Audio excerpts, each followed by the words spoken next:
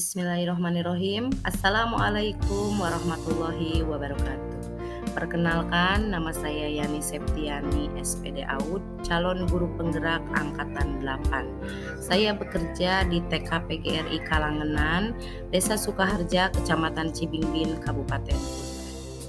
Di sini saya akan memaparkan koneksi antar materi tugas modul 1.1.A.8,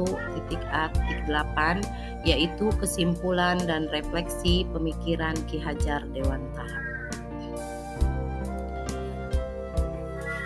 Refleksi saya yang pertama yaitu apa yang saya percaya tentang murid dan pembelajaran di kelas sebelum saya mempelajari modul 1.1 ini.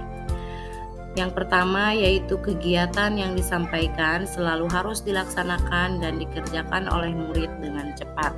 Di sini, dalam melaksanakan pembelajaran, anak harus cepat melaksanakan tanpa diberi kesempatan untuk berimajinasi dan mengembangkan potensinya, sehingga seluruh perkembangan potensi peserta didik terabaikan.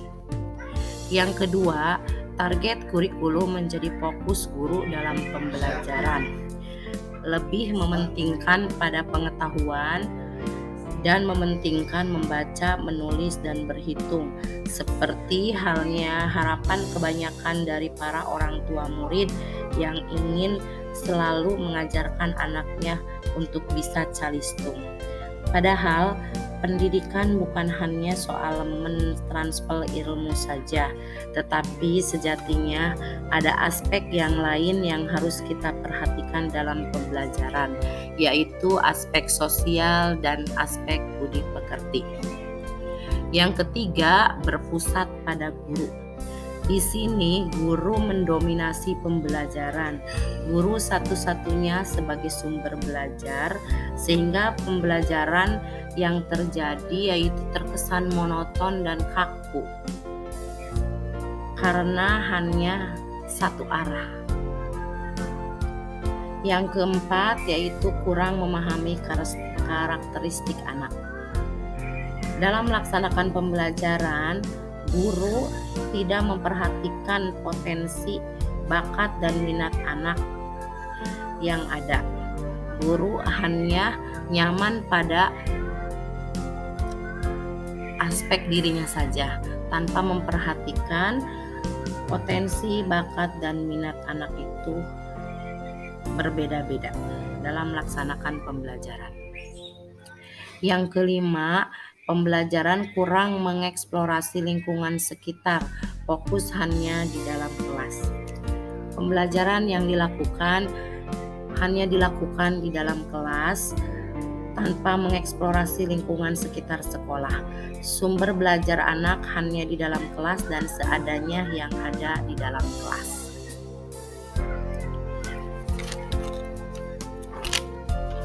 Refleksi saya yang kedua yaitu perubahan dan pemikiran serta perilaku saya setelah mempelajari modul ini. Yang pertama yaitu saya menjadi lebih menghargai dan menuntun anak sesuai dengan kodrat alam dan zaman.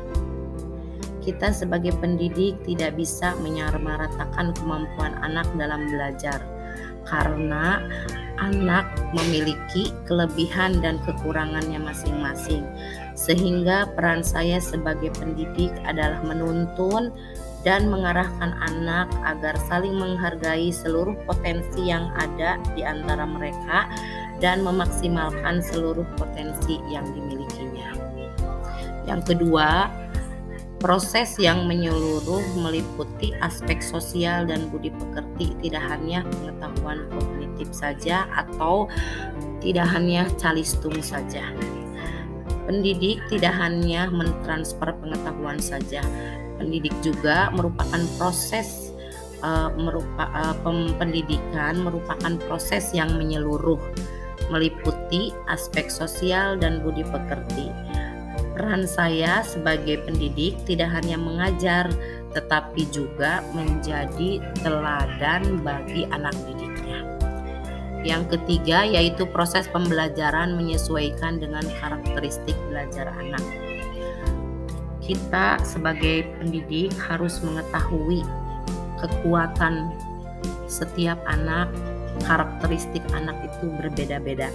Ada yang visual, ada yang auditory, dan ada juga yang kinestetik. Di mana apa yang menonjol dari setiap anak tersebut. Peran saya sebagai pendidik harus menyesuaikan dengan karakteristik yang ada pada peserta didik. Yang keempat yaitu lebih berpusat pada murid atau pembelajaran yang berorientasi pada murid. Saya menyadari bahwa anak adalah bagian dari pembelajaran dan peran saya sebagai pendidik hanya mendampingi dan memberi motivasi serta dorongan pada anak untuk memaksimalkan potensi-potensi yang dimilikinya. Tentunya kita harus menjadi teladan dan contoh yang baik untuk anak-anak kita. Kita memberikan semangat ketika di tengah dan kita memberikan dorongan ketika kita di belakang, seperti halnya pemikiran dari Ki Hajar Dewantara. Yang kelima yaitu lingkungan sekolah menjadi sumber belajar bagi siswa. Lingkungan sekitar sekolah bisa dijadikan sebagai sumber belajar bagi anak. Peran kita yaitu memfasilitasi anak untuk mengeksplor seluruh sumber belajar yang ada di sekitar anak, yang ada di sekitar sekolah, sehingga tidak hanya monoton di dalam kelas. Taman Kanak-kanak adalah salah satu lembaga pendidikan formal anak usia dini mulai dari usia 4-6 tahun. Dan di Taman Kanak-kanak memiliki 6 bidang pengembangan, yaitu nilai agama dan moral, kognitif, bahasa, sosial emosional, fisik motorik, dan seni. Dan yang dapat segera saya terapkan lebih baik agar kelas saya mencerminkan pemikiran Ki Hajar Dewantara, khususnya yang bisa diterapkan di Taman Kanak-kanak. Yang pertama yaitu saya ingin menjadikan lingkungan sekolah sebagai sumber belajar bagi siswa. Kita dapat mengobservasi lingkungan di sekitar sekolah. Kita bisa mengenal tanaman yang ada di halaman sekolah sebagai sumber belajar, dan kita juga dapat mengajak anak untuk berkunjung ke sawah atau ke kebun, bisa juga ke kolam ikan, ada juga ke kandang ternak, misalnya kandang ayam, kandang kambing, dan kandang sapi. Penerapan yang kedua yang ingin saya terapkan di sekolah yaitu memberikan pembelajaran sesuai dengan bakat dan minat anak. Di sini saya dapat mengelompokkan anak sesuai dengan kemampuan yang mereka miliki. Kita dapat menyiapkan sarana dan prasarana yang mendukung minat dan bakat anak, sehingga memberikan pembelajaran yang sesuai dengan bakat dan minat anak. Misalnya kita dapat menggunakan loose part atau barang-barang bekas yang sudah tidak bisa dipakai, bisa dijadikan menjadi sumber belajar yang meningkatkan motivasi, bakat, dan minat anak.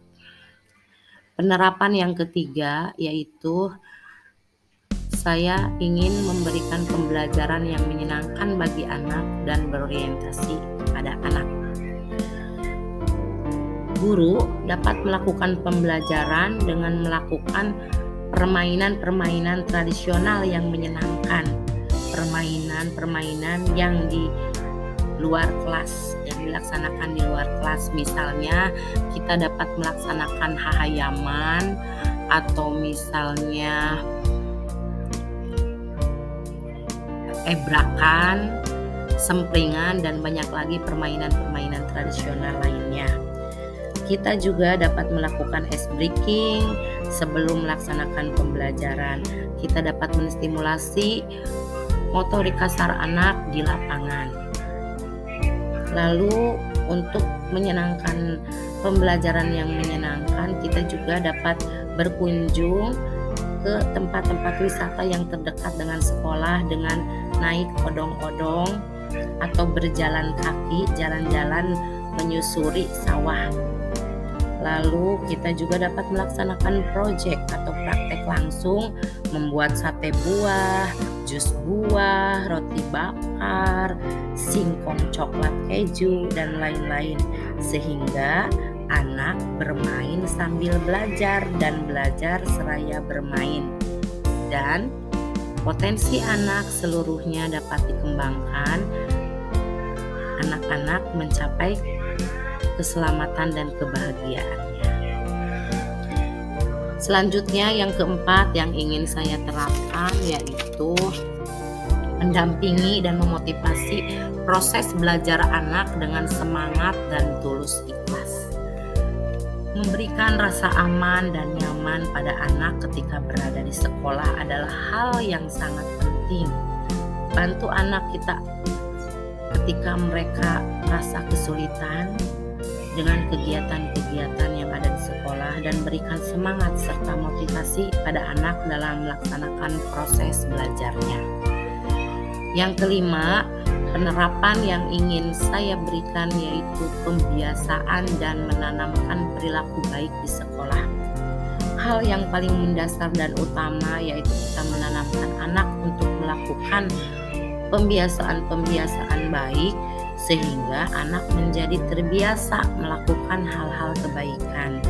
Kita dapat menuntun anak untuk terbiasa memberi dan membalas salam ketika bertemu atau mengucapkan salam ketika memasuki ruangan, meminta izin ketika mau keluar ruangan, saling memaafkan ketika melakukan kesalahan, saling menyayangi dengan guru dan juga teman-temannya.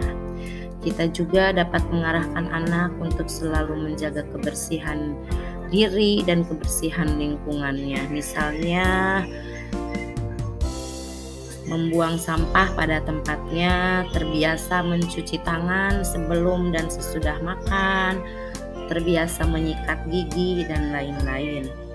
Kita juga dapat menanamkan anak untuk belajar sholat duha setiap pagi, terbiasa menabung setiap hari, terbiasa membaca buku, terbiasa menyimpan sepatu atau sendal pada tempatnya, membereskan mainan ketika sudah bermain, hal-hal yang kecil tetapi bermakna dan memberikan bekal untuk anak-anak di masa depannya.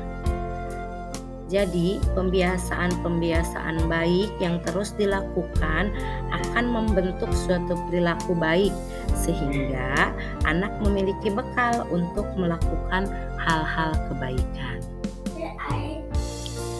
Kesimpulannya yaitu anak hidup sesuai dengan kodrat alam dan kodrat zaman. Tugas kita sebagai pendidik adalah menuntun dan memberi arahan kodrat anak tersebut.